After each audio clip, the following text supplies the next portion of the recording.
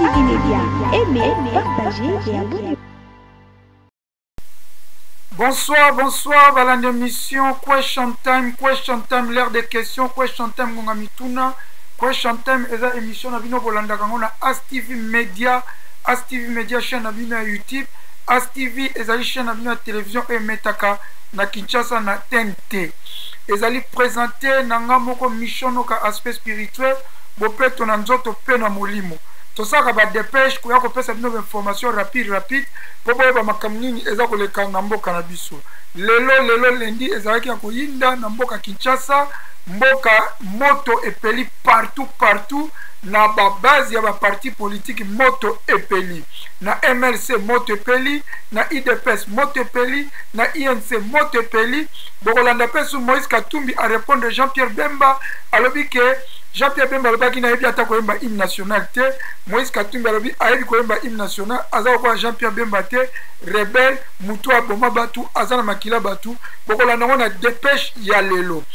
Na dépêche alors bokolanda su procureur général ya cour constitutionnelle à Kinshasa, likambo kokamwa procureur toyebi kazaka na basoda bakengelake me batu moko inconnu bakoti na ndako ya procureur, bapanzi ndako ya procureur chambre, bakiti dega ya kosakana te. Bokolanda video nyonso tu awa lelo ezali penza ya koyinda na Kinshasa. Bamsu balobi ke président Félix akoprêter serment te soki senya bongisi makambo te le 28 koyinda na Kinshasa moto kopela ezali mutu akokufa. Même na IDPS babi mutu akokufa, na MLC balobi mutu akokufa, na INC babi mutu akokufa. Alors bokolanda lisusu candidat INC to Chamuni Kisombe ya Mbanzangungu, ndeko ya Kisombe mususu ye palobi ke ekoyinda parce que a rejeté en bloc ba résultat nyonso. Alors na monopoliser parole te tolanda biso tu ndenge batumbi ndako ya procureur, babuki ndako ya procureur na chambre na ye ba inconi toyebi bango te. MLC moto bobo sana pete tokolanda lisusu Ngobila a défié Peter Kazadi alobi ke ya koyoka mitindo ya Peter Kazadi azana pouvoir moko te ya kolongola gouverneur. Ngobila defiaki lelo akoti na bureau asali musala tokolanda ngo awa biso na bino tolanda video. Oyo eza mapapa oyo bayaki nango, donc bayaki baza pe na machette na bango bayaki nango yango yo, donc bapanzi ndako mobimba vitre nyonso bapanzi kane bakoti na kati ya salon, basakaje salon nyonso ozomona, basakaje salon nyonso eza sakaje nyonso makila oyo bozomona na se oyo basakaje oyo nyonso eza makila nyonso basakaje biloko nyonso na kati ya ndako nyonso eza sakaje oyo entrée ya porte ya kokota na couloir nyonso basakaje. Prenez comme ça. OK, porte nyonso babuki. Donc awa toza ko vivre insécurité totale.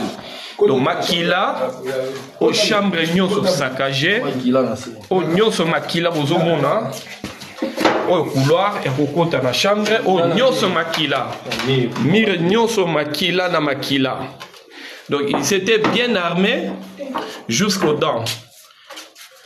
Donc bozomona chambre nyonso eza saccagé, au chambre bapara nyonso saccagé. Bayaki na mission bien déterminée.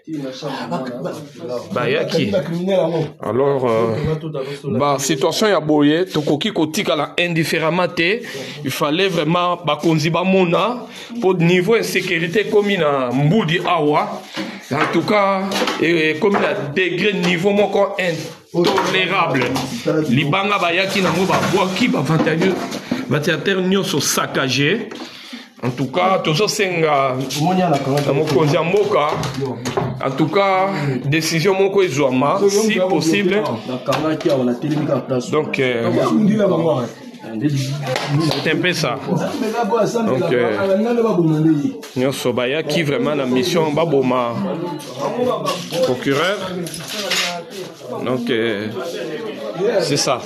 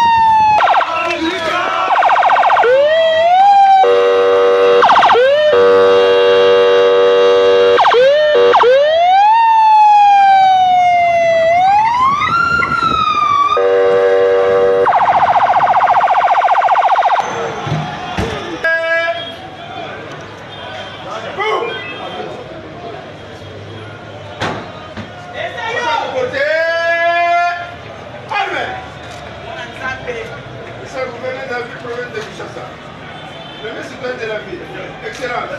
L'équipe d'honneur de la jeune qui vous accueillit, vous voudra le donner à l'occasion de votre arrivée au cabinet. Devant vous, nous vous souhaitons une bonne année. Devant vous, le commissaire principal de Lydia Emmanuel.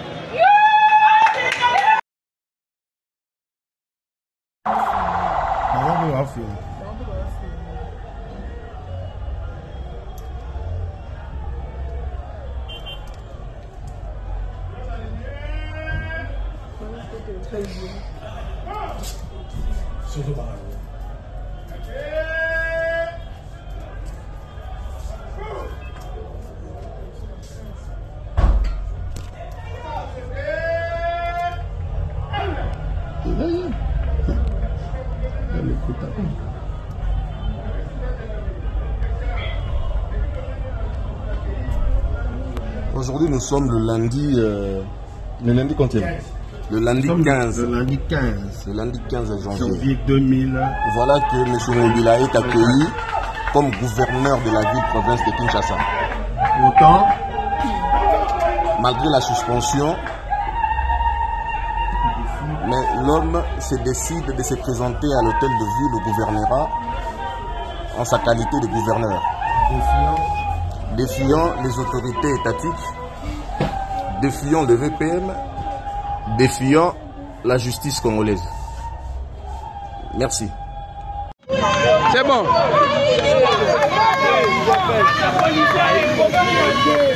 Nous disons ceci. ADC, c'est un regroupement à part entière.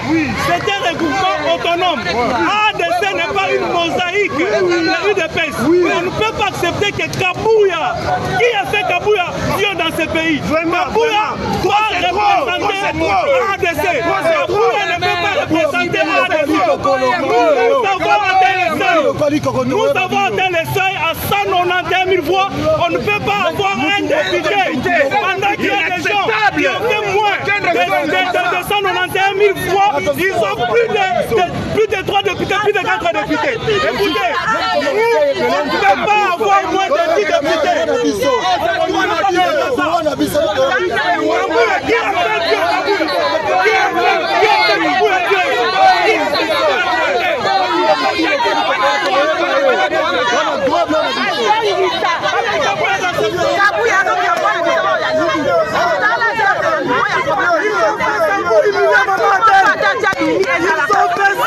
Pour humilier Maman Adel, on n'accepte pas. On ne peut pas humilier Maman Adel.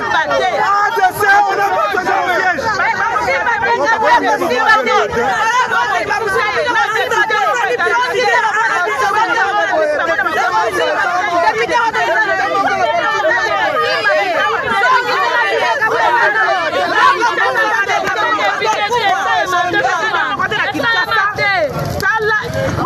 Bimba lokola sidu bantu mwasi moko tatini batu yoso bakangaki bango na machine yango na babimisi bango babimisi batu na bango est-ce que ezalaka bongo kweba o parti oyo mboka nini donc travailler pour la Kabuya biso toye ko travailler pour na ete et puis Adel Kabila pe bimina Kinshasa ta bimina Kasai donc Kinshasa mo biba biso to travailler kité te batu ni service ba bwana biso ça moi Adel parti o e bande biso ni publicité parti o ni vraiment la campagne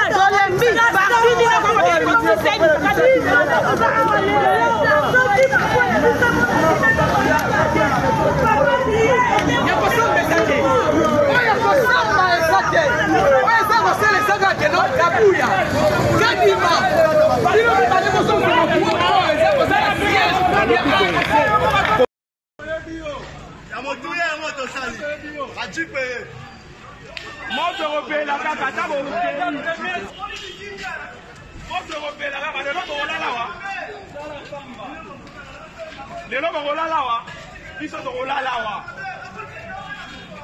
otizwanga yi masho problème eza boye tozoloba partenariat ya IDPS na MLC IDPS azo poignarder MLC na dos azo poignarder président Jean-Pierre Bemba na Mukongo. C'est que le président Jean-Pierre Bemba a fait pour l'IDPS. Pour le président Félix, on ne devrait pas avoir ce nombre de députés.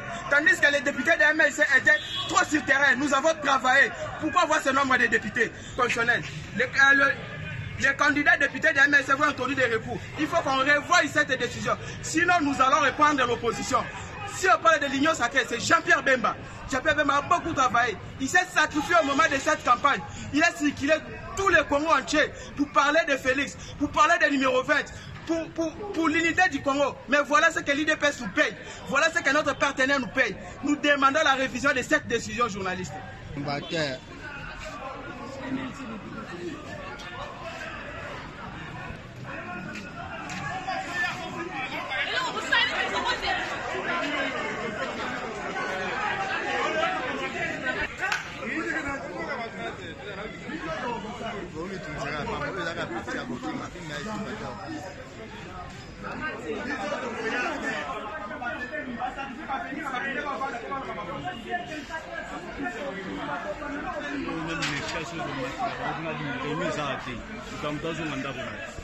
Na province kuna to ya bwe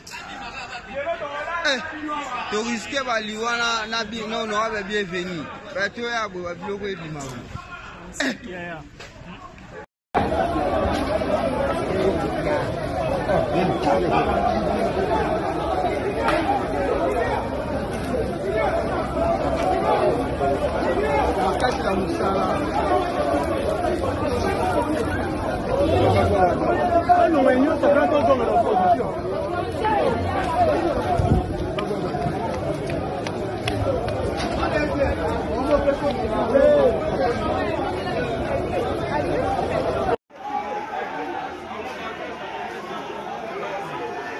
Sur place au siège de MLC,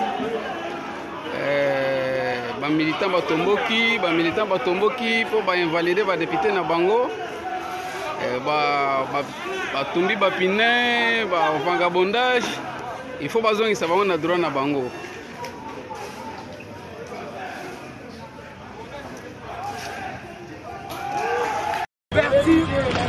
Bahati a fait l'élection. A gagné l'élection. Bahati a su le faire. A tenu Sika Medaka Colombo. Nous avons appelé la communauté internationale. Nous avons interpellé Félix Tshisekedi. C'est moi et le Kanakimia. Mais pour le Kanakimia, c'est la médaille siège.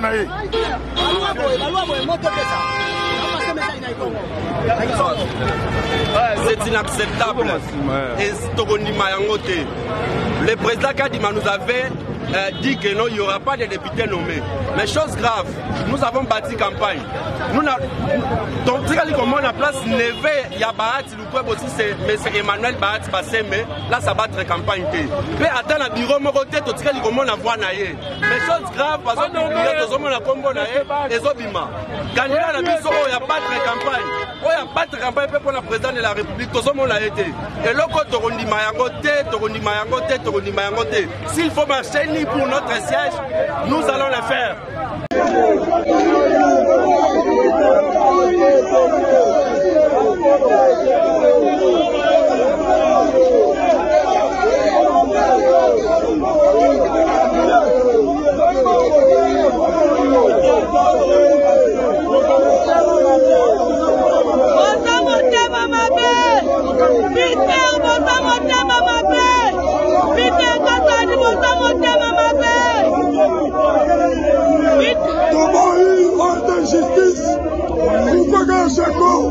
Chacun de vous est le pouvoir.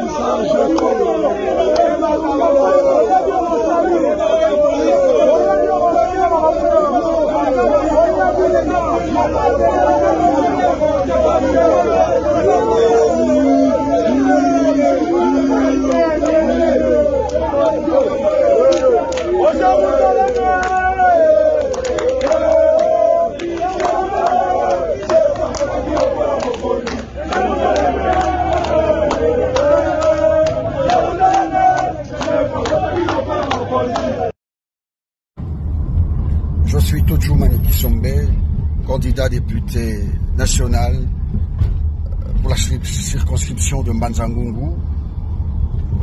Je viens féliciter ceux qui ont été élus, effectivement et simplement élus. Et je viens aussi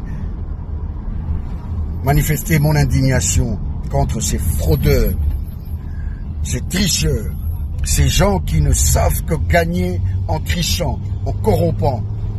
Ce sont eux les maux du Congo. Ce sont eux la cause du recul de ce Congo. Eh bien, il faut comprendre qu'il ne faut pas baisser les bras. Ces gens n'entendent rien d'autre que le discours de la force, le discours de recourir aux instances judiciaires. Même s'ils pensent tout maîtriser, il faut compter aujourd'hui sur la volonté du président de la République, son Excellence Félix Antoine Tshisekedi, que je soutiens d'ailleurs, parce que le mal était profond, le mal continue à être profond. Et c'est les mêmes personnes, tous ces vieux, toutes ces vieilles personnes qui ont longtemps quitté le peuple. Je suis candidat, ou j'ai été candidat à Mbanza-Ngungu. Tous ces grands prétendus de Mbanza-Ngungu sont vomis par la population. Vomis, je vous dis. Certains de leur propre village. Et je constate que parmi eux, il y en a qui sont revenus. Ces gens n'ont rien d'autre qu'une pratique archaïque, une pratique vraiment qui prête à vomir. Ce sont des personnes qui ne pourront rien donner à ce Congo. Et parmi eux, beaucoup de présidents de partis politiques, beaucoup de ceux qu'on a appelés notables, beaucoup de personnes avec de la notoriété. Voilà pourquoi je vous encourage à aller saisir la Cour constitutionnelle. Allez saisir, vous qui avez des preuves. N'hésitez pas. Ne pensez pas que ceux qui sont proclamés injustement à votre place vont le rester.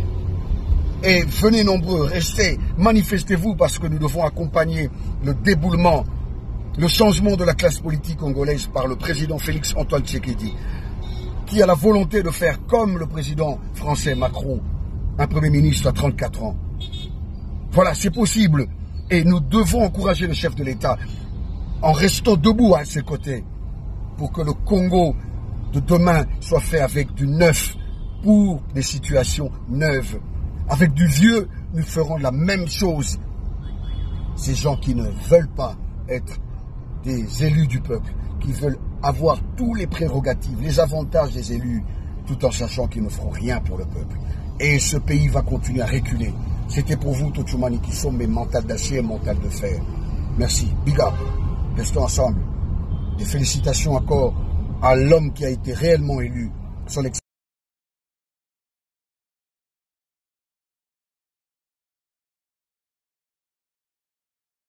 On apprend à dire que vous ne savez pas chanter l'hymne national, c'est ce que Jean-Pierre Bemba a dit.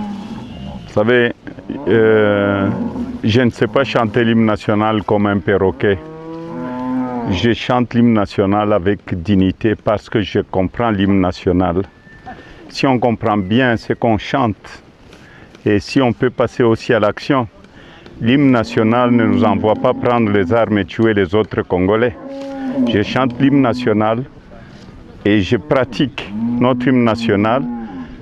Je suis un homme d'action et je ne prendrai jamais des armes dans ma vie. Voilà. Si on comprend ce que dit notre hymne national, on n'aurait pas des élections chaotiques, la fraude, avec des machines à tricher qu'on a vu un peu partout. Ça, c'est l'hymne national. Chanter comme un perroquet, je ne chanterai jamais l'hymne national comme un perroquet. Nasi bolandi bobo sanate ko aimer page na biso ASTV Media, bo partager vidéo so bo sepelaki, bo taper ba commentaire, chaque fois to bandola bino ba dépêche ya rapide na makambo so rezo le kana Kinshasa. Bobo sanapete to skendeki live na siège à IDPS Kotala ndenge ba pesa ki Augustin Kabuya trophée, bolanda pe ba émission ebele tozo sala question time ya miziki, bo naviguer na page na biso, bo komona tozali ko tsamba makambo ebele ya kitoko. Pour na lelo ngana bino tosuki nde tokutani na émission spéciale na kosala po na lopa pe émission zoya po na Kaotek Oya Box. Pour na lelo baba ezaki wa bino mission noka aspect spirituel po peto na nzoto pe na molimo. Congo Congo Baseleki Congo azali kolela likola bapolitisien ya moyibi likola bapolitisien ya kanyaka mikolo nyonso koyoka masakre na Beni Ituri minembwe kokende mikolo nyonso koyoka bayibi ba million na mboka banzela ezate dele sage mai ya microbe peuple azali kolela